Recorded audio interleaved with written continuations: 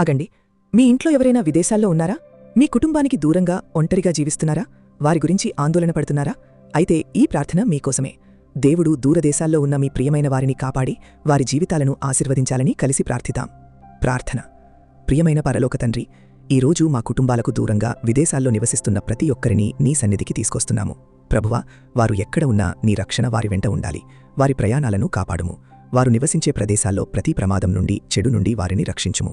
విదేశాల్లో ఉద్యోగం, చదువు లేదా ఇతర కారణాల కోసం ఉంటున్న వారికి మంచి ఆరోగ్యాన్ని, జ్ఞానాన్ని మరియు ధైర్యాన్ని ప్రసాదించుము. వారికి ఉద్యోగంలో స్థిరత్వాన్ని, మంచి అవకాశాలను మరియు వారి కష్టానికి తగిన ఫలితాలను అనుగ్రహించుము. ప్రభువా, ఒంటరితనంతో బాధపడుతున్న వారికి నీ సన్నిధి తోడుగా ఉండాలి. వారి కుటుంబ సభ్యులను ఎంతో కాలంగా చూడలేక బాధపడుతున్న వారికి నీ సమాధానాన్ని ప్రసాదించుము. విదేశాల్లో ఉన్న పిల్లల గురించి ఆందోళన చెందుతున్న తల్లిదండ్రుల హృదయాలకు శాంతిని ఇవ్వుము. కుటుంబాల మధ్య ప్రేమను, ఐక్యతను కాపాడుము. వారు ఎక్కడ ఉన్నా నీ చేతి వారి మీద ఉండాలి. సరైన సమయంలో సురక్షితంగా వారి కుటుంబాలతో కలుసుకునే కృపను అనుగ్రహించుము. యెహోవా నిన్ను కాపాడువాడు. యెహోవా నీ కుడిపార్శ్వమున నీకు నీడ. కీర్తనలు 121:5.